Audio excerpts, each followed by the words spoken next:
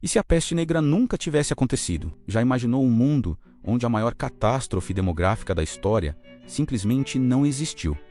Parece o início de uma utopia, certo? Menos sofrimento, menos mortes. Mas a história é muito mais complexa do que parece. Vamos viajar juntos por uma linha do tempo alternativa para descobrir que tipo de mundo teríamos herdado. Em meados do século XIV, a peste negra varreu a Europa, o norte da África e o Oriente Médio.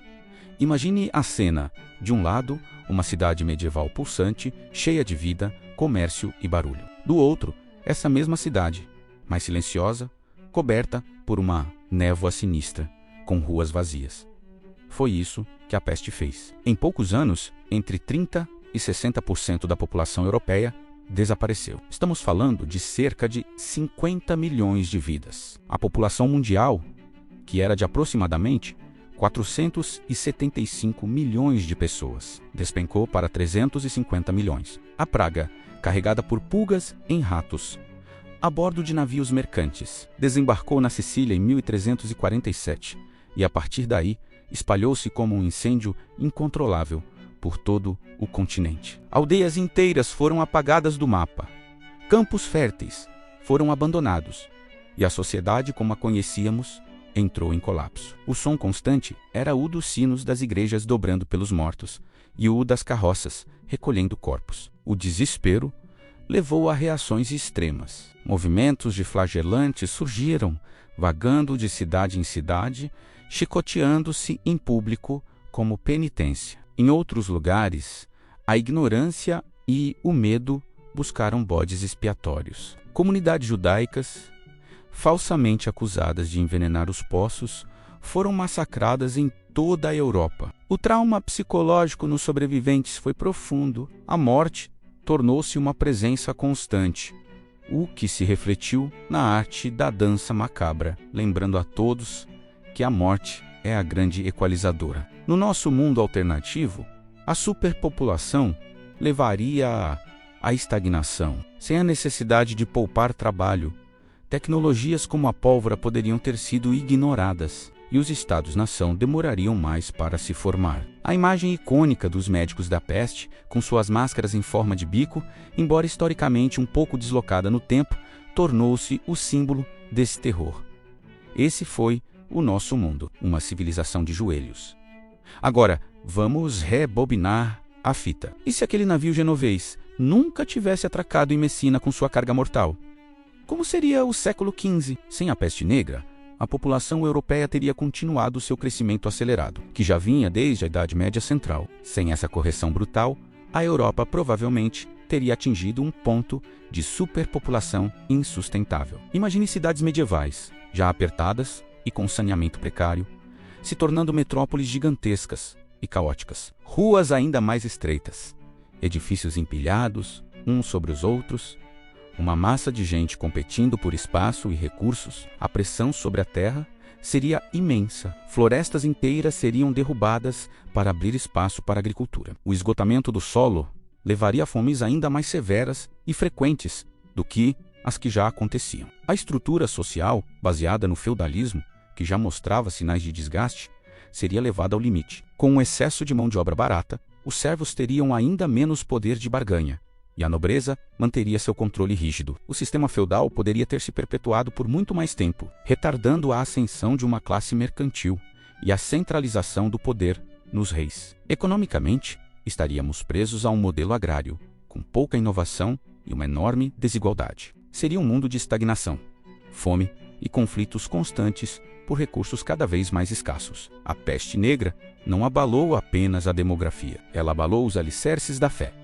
A Igreja Católica, a instituição mais poderosa da Europa medieval, prometia proteção e salvação. Mas quando a praga chegou, as orações, as procissões e as relíquias sagradas não funcionaram. Padres e bispos morriam tanto quanto os camponeses. Essa falha monumental em explicar ou conter o desastre gerou uma profunda crise de fé. As pessoas começaram a questionar a autoridade e a eficácia da Igreja. Movimentos considerados heréticos, que já existiam, ganharam força e o ceticismo religioso floresceu. Em nosso mundo alternativo, Sem a praga, a Igreja provavelmente manteria seu domínio inabalável sobre a vida espiritual e intelectual por muito mais tempo. A Reforma Protestante, que foi alimentada em parte por esse descontentamento popular e pelo questionamento da autoridade papal, talvez nunca tivesse acontecido, ou teria sido um movimento muito menor e mais fácil de ser suprimido, sem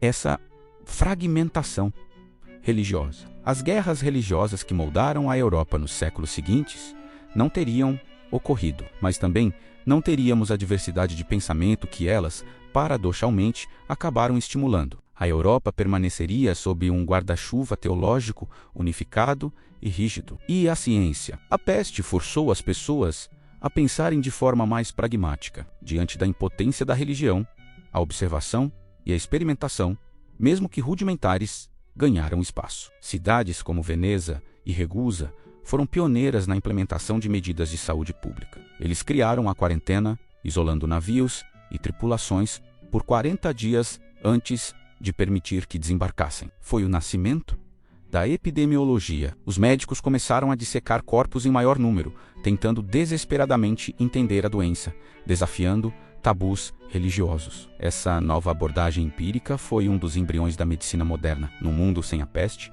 essa urgência não existiria. A medicina continuaria a se basear nos textos antigos de Galeno e na teoria dos humores, sem o incentivo brutal para inovar. O pensamento científico, que depende do questionamento e da observação, ficaria sufocado pela ortodoxia religiosa e filosófica. A revolução científica, que dependeu de uma mudança fundamental na forma de ver o mundo, poderia ter sido adiada por séculos. Isso nos leva ao clímax da nossa história alternativa, o Renascimento. Tradicionalmente, vemos o Renascimento como um florescer cultural e intelectual que redescobriu os clássicos e colocou o ser humano no centro do universo. Mas a peste negra desempenhou um papel crucial nisso. Com a morte em massa, a mão de obra tornou-se escassa e, portanto, valiosa. Os camponeses e artesãos sobreviventes puderam exigir melhores salários e mais liberdade. A rígida estrutura social feudal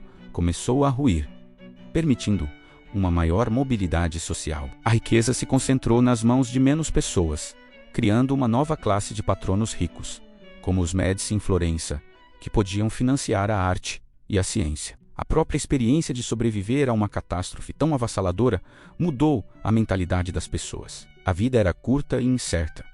Então por que não vivê-la ao máximo? Esse pensamento, o Carpe Diem, impulsionou o humanismo. A arte passou a celebrar o indivíduo, a beleza do corpo humano, as emoções terrenas. O homem vitruviano de Da Vinci é o símbolo perfeito dessa nova visão. O homem como a medida de todas as coisas. E no nosso mundo alternativo, superpovoado e estagnado, o indivíduo não teria valor. Ele seria apenas mais um na multidão. A arte e a arquitetura talvez se concentrassem não na beleza individual, mas na engenharia de controle de massas, em como gerenciar populações enormes.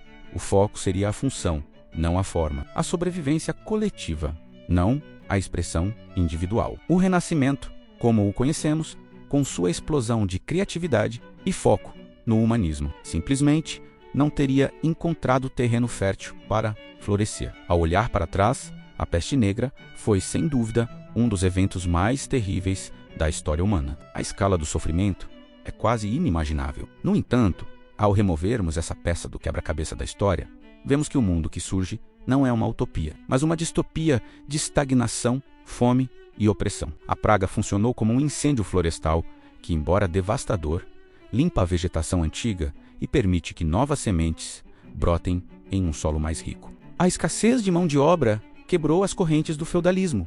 A falha da Igreja abriu caminho para novas formas de pensar, e a valorização da vida pós-trauma deu origem ao humanismo e ao Renascimento. A modernidade, com sua ciência, seu individualismo e seus estados-nação, foi forjada no fogo daquela pandemia. A peste negra foi um catalisador brutal, um acelerador de mudanças que talvez levassem séculos para acontecer de outra forma. A devastação abriu espaço para a reconstrução, e foi nessa reconstrução que o mundo moderno começou a tomar forma. Isso nos deixa com uma pergunta desconfortável, mas necessária. Será que nossa sociedade, de tempos em tempos, precisa de grandes crises para quebrar velhas estruturas e realmente evoluir? A história parece sugerir que, muitas vezes, o progresso nasce da dor. Obrigado por nos acompanhar nesta jornada contrafactual. Se você gostou de explorar essa história, não se esqueça de se inscrever no canal e ativar as notificações para não perder nossos próximos vídeos. Deixe seu comentário com sugestões de outros eventos históricos que poderíamos explorar. Até a próxima!